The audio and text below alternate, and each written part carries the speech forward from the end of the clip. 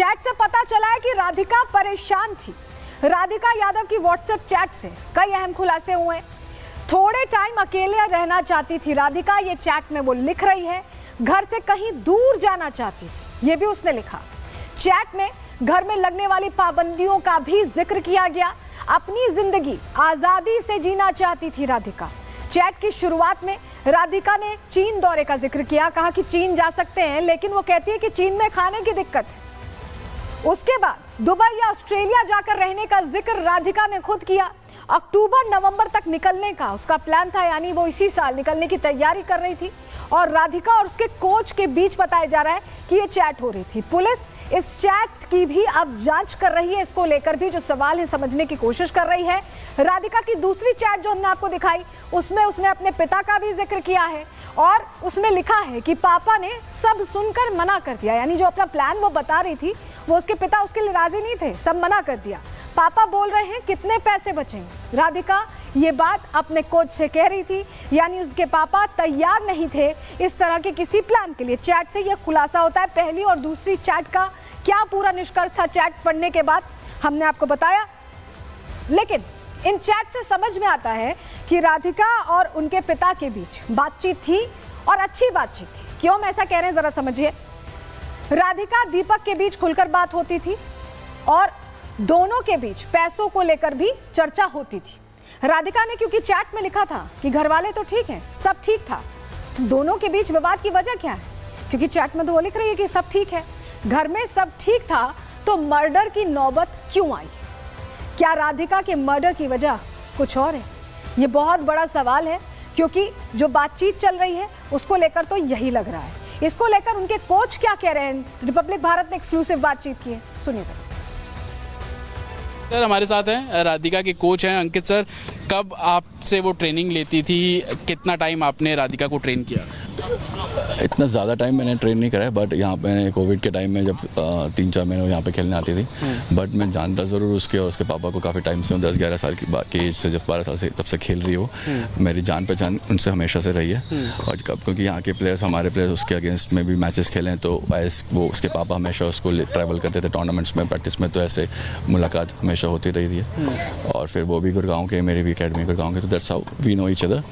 And उसके बाद फिर जो भी ये सारी चीज़ें हुई हैं, इट इज़ रियली सरप्राइजिंग। उनकी जो बॉन्डिंग थी, जो चीज़ें थी, वो बहुत ही ज़्यादा अबव नॉर्मल थी, बहुत ज़्यादा अच्छी थी। जो भी दिखती थी हमें, कभी हमेशा पापा उसके सपोर्ट ही करते थे उसको, अगर कभी ख़राब भी खेले हैं, कुछ भी करे, तो मैंने जो देखा है एटलीस्ट, और जो मैंने सुना है, और मैंने तो कभी नहीं देखा यहाँ सुना कि उन्होंने। फादर हमेशा दीपक आते थे हमेशा यहाँ पे, क्या कहीं पे भी जाते थे, वो प्रैक्टिस करने जाती थी। 90% ऑफ द टाइम्स वो ही साथ में ट्रैवल करते थे। लेकिन यही टेनिस कोर्ट उसकी हत्या की वजह बन गई। हो सकती है, वो तो पुलिस ही बताएगी असली रीज़न क्या है, बट मैं सुनने में तो यही आया है कि टेनिस के कारण ही हुआ है। दीपक का व्यवहार कैसा था जब वो राधिका को लेकर आते थे? बातचीत होती थी आपकी, वो एनकरेज करते थे खेलने के लिए, प्रोत्साहित करते थे? किस तरीके का बिहेवियर था? बिल्कुल करते थे एनकरेज, क्योंकि कोई इतने टाइम से अपने बच्चे को खिला रहा है, इतने उम्र 10-11 की एज से। मैंने तो देखा है, उसके पहले कब से खेल रही है वो बात अलग है, और अभी 25 साल की, 14-15 साल से कोई खिला रहा है और खुद रोज़ लेके जा रहा है, तो उस पर्टिकुलर बंदे के अंदर भी कुछ तो होगा कि वो अपने बेटे को लेके जा रहा है, आ रहा है, इतनी मेहनत कर रहा है, पैसे तो खर्च कर रहे हैं, वो that is different, but time भी पर्सनली लेके जा रहे हैं, तो उनको कुछ तो होगा ही, और प्रोत्साहित तो करते ही थे। तो सुना आपने, जो पूर्व कोच कह रहे हैं कि पिता और बेटी की बॉन्डिंग बहुत अच्छी थी। अब ये बयान तो कहानी को और उलझा देता है, समझिए जरा, हम आपको बताते हैं। पूर्व कोच के मुताबिक सब कुछ अच्छा था, दीपक और राधिका आपस में इनकी बॉन्डिंग अच्छी थी, सपोर्ट करते थे, ये भी बोल रहे हैं। राधिका और पिता दीपक के बीच अच्छी बॉन्डिंग थी। जहां राधिका प्रैक्टिस करने जाती थी, वहां दीपक भी जाते थे, मौजूद रहते थे। पिता दीपक राधिका को टेनिस के लिए प्रोत्साहित करते थे। तो फिर वही टेनिस राधिका की मौत की वजह कैसे हो सकता है? ये बहुत सारे सवाल हैं जो इस पूरे कहीं ना कहीं संशय को और ज्यादा गहरा देते हैं। और जिन्होंने पूरे मामले में केस दर्ज कराया है, विजय, जो चाचा हैं या राधिका के, वो क्या कह रहे हैं इस पूरे मामले को लेकर, क्योंकि उनकी बात बहुत इंपॉर्टेंट हो जाती है। सुनिए जरा। परिवार भी गलत मानता है कि बहुत गलत हुआ, ये नहीं होना चाहिए था। अब पता नहीं वक्त की मार थी या क्या था, कैसे ये घटना घटी, उसका किसी को नहीं पता। रीज़न क्या है? रीज़न का किसी को नहीं पता, आप पूछ लो जाके। कि क्या बात हुई है क्या नहीं, कोई रीज़न नहीं। दिनेश जो एकेडमी का बात कर रहे हैं वो कि उनका आपस का बच्चे के एकेडमी का या उनका क्या वो बात है क्या नहीं है, वो जाने।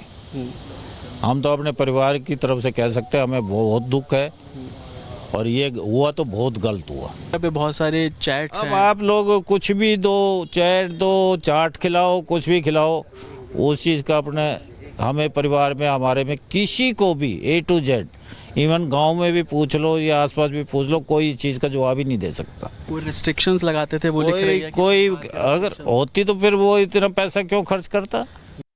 तो दीपक यादव के भाई तो कह रहे हैं कि कोई दिक्कत ही नहीं थी, कोई मन मुटाव भी नहीं था, ना कोई रिस्ट्रिक्शंस थी। तो वो ताने वाली कहानी कहाँ गई जो बार बार दीपक यादव कह रहे थे। एक और कहानी चल रही है रील को लेकर। ये तस्वीर देखिए, ये रील 1 साल पहले की है। इसमें राधिका यादव आपको दिख रही है, इनामुल हक आपको दिख रहे हैं, और इन दोनों को लेकर ये कहा जा रहा है कि जब से ये रील बनी थी सोशल मीडिया पर राधिका बहुत एक्टिव थी, और उसके बाद उन्होंने अपना अकाउंट बंद कर दिया था अपने पिता की नाराजगी के बाद। लेकिन इनामुल हक जो एक और किरदार है इस पूरे वर्जन में, उनके 2 वर्जन सामने आए। क्या कहा है उन्होंने, बताते हैं। पहले उन्होंने कहा कि मेरी राधिका से 2 बार मुलाकात हुई है। इनामुल की बात कर रहे हैं, जिनकी हमने आपको तस्वीर भी दिखाई, राधिका के जो फ्रेंड जो वीडियो में थे। टेनिस इवेंट के दौरान पहली मुलाकात हुई थी और उनके पिता को हमारा वीडियो पसंद आया था। ये इनामुल कह रहे हैं कि राधिका की माँ की उनके साथ सेट पर आती थी, और अब जब दूसरा बयान आया है तो उसमें क्या कहा गया है कि मेरा मामले से कोई लेना देना नहीं है, सिर्फ म्यूजिक वीडियो में साथ काम किया था, मुद्दे को हिंदू मुस्लिम एंगल दिया जा रहा है, मुझसे पूछताछ होगी तो सहयोग करूंगा। राधिका और हम 2 बार मिले हैं, राधिका के पिता को नहीं जानता, सिर्फ माँ को जानता हूं। अब इनामुल ये कह रहा है। इनामुल ने अपनी बात 2 अलग अलग वर्जन्स में दी है, सुनवाते हैं आप। मैं उनसे फर्स्ट टाइम मिला था टेनिस प्रीमियर लीग में जो दिल्ली में हुआ था। उसके बाद मैं उनसे मिला था म्यूजिक वीडियो में, जब मैंने म्यूजिक वीडियो शूट किया। फिर मेरी कभी मुलाकात नहीं हुई कि जब मैं पहली बार उनको देखा था राधिका को और वो शूट कर रहे थे, तो उन्होंने मेरी टीममेट से यही बोला था कि उनको इस लाइन में काम करना है, एज एन एक्ट्रेस या एड्स, मूवीज, म्यूजिक वीडियोस। तो उनका इंटरेस्ट था। उन्होंने मेरे म्यूजिक वीडियो के लिए हाँ बोला, तब भी उनका इंटरेस्ट था, परमिशन भी ली फादर से।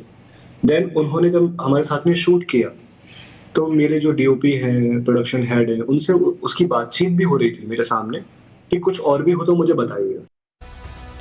लेकिन आप समझिए, दीपक यादव जो राधिका के पिता थे, उनकी जो हरकतें वो सस्पिशियस लग रही थी। क्यों मैं ऐसा कह रहे हैं? आरोपी पिता दीपक यादव से पूछताछ में खुलासा हुआ है कि पिछले 15 दिनों से वो सोए ही नहीं थे। दीपक यादव घर में बेचैन रहते थे, घूमते रहते थे, और घर के किसी भी सदस्य से बात नहीं कर रहे थे। राधिका अपने पिता की काउंसलिंग भी करवाती थी, ये बहुत बड़ा खुलासा है।